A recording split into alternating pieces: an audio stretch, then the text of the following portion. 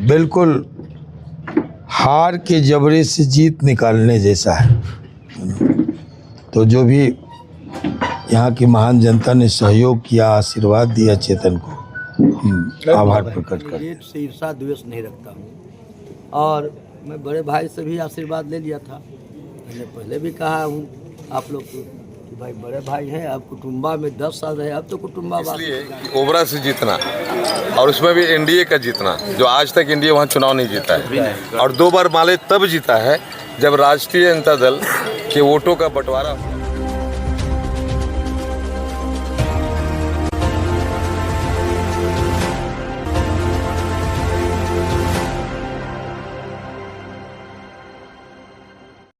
नमस्कार, मैं हूं धनंजय वैद्य और आप देख रहे हैं न्यूज़ ग्लोबल 24 बिहार झारखंड।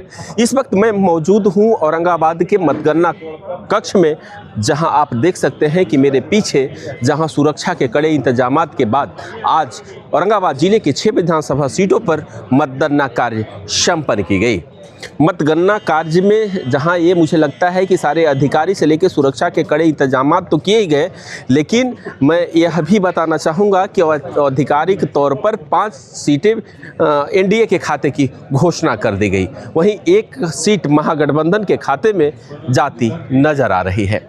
अगर मैं बात करूं तो प्रत्याशी जीते हुए प्रत्याशियों की जो चेहरे की खुशी है वो साफ तौर पर देखी जा सकती है जीते हुए प्रत्याशियों से कि आखिर इन पर क्या इनका प्रतिक्रिया नजर आ रहा है। कुटुम्बा विधानसभा के लोग जीते हैं।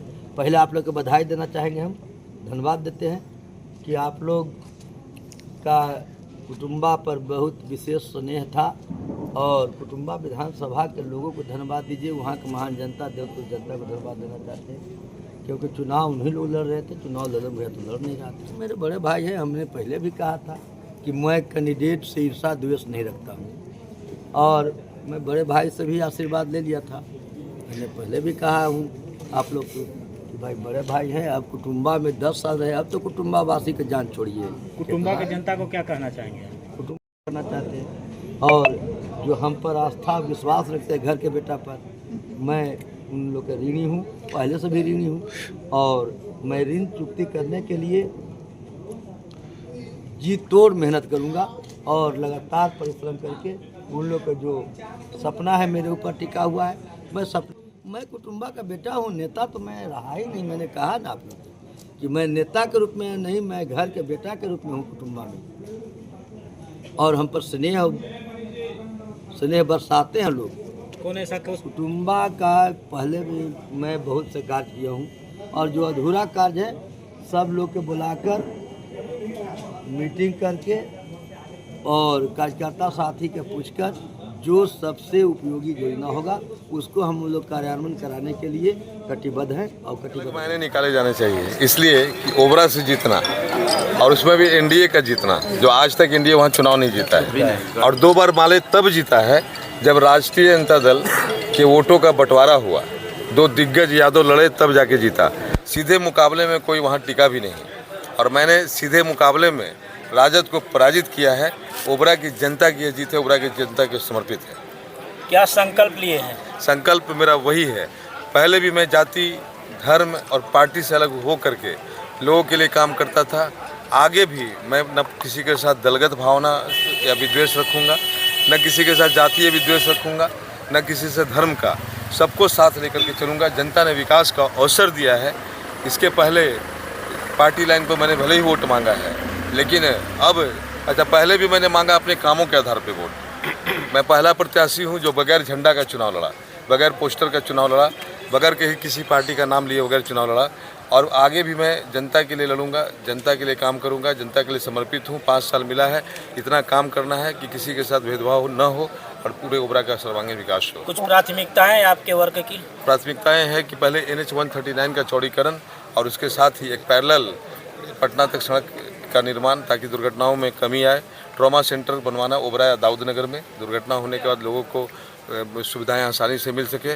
और तीसरी की बहुत सारी सड़कें हैं जो अव्यवस्थित और ख़राब हो रही हैं, उन सड़कों का निर्माण पुनर्निर्माण करवाना।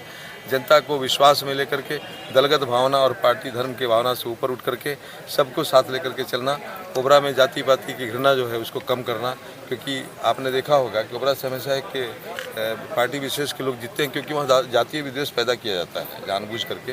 तो इन सब मानसिकता से ओबरा को बाहर निकालना। ओबरा विधानसभा की जनता को क्या बोलेंगे? आपको जीत इतनी बड़ी जीत, ओबरा की जनता को धन्यवाद बोलेंगे और बोलेंगे ओबरा की जनता जिंदाबाद। आपका क्या मैसेज होगा जो इतनी बड़ी जनादेश आपको दिया है? एक सेकंड सर, बिना लोगों के हो जाएगा ये काम। हाँ बोलिए। नवीनगर की जनता के लिए क्या संदेश देंगे? देखिए, हम नवीनगर की महान जनता को एक बार फिर से, एक बार तो 97 में और दूसरी बार फिर से 2025 की जीत के लिए आभार प्रकट करते हैं, धन्यवाद ज्ञापित करते हैं। और ये बिल्कुल हार के जबरे से जीत निकालने जैसा है। तो जो भी यहाँ की महान जनता ने सहयोग किया, आशीर्वाद दिया चेतन को, हम आभार प्रकट करते हैं। सर, चेतन जी ने कहा था चुनाव के पहले भी कि हम यहाँ घर बनाएंगे, क्या कहेंगे? अब देखिए, वैसे भी आप लोग को जानकारी हो नहीं हो, पंचगछिया और चंद्रगढ़ का रिश्ता है। आधा नवीनगर हम लोगों का था। अब तो जानकारी लोगों को, जिन लोगों को नहीं है, वो लोकल और बाहरी का नारा देते हैं। तो अब जो है वह ढेर सारी ज़मीनें हम लोग की बची हुई हैं, उसी में से कहीं देखा जाएगा, फिर से ठिकाना बनाया जाएगा। लेकिन इस बार मुझे ये लगता है कि बिहार विधानसभा की जो ये विधानसभा की जो चुनाव थी, ये बदलाव इस तरह से हुई, जो अप्रत्याशित लोगों ने ये बदलाव किया है वो काबिले तारीफ है। बिहार में अनुमान लगाई जा रही थी एनडीए के द्वारा कि 2025 पुनः नीतीश और 225 कि ये आंकड़े लगे 5 पांडव की जो एनडीए गठबंधन जो बनी थी उसमें ये रिकॉर्ड छूते नजर आई है। अब न्यूज़ ग्लोबल 24 के लिए धनंजय वैद, औरंगाबाद।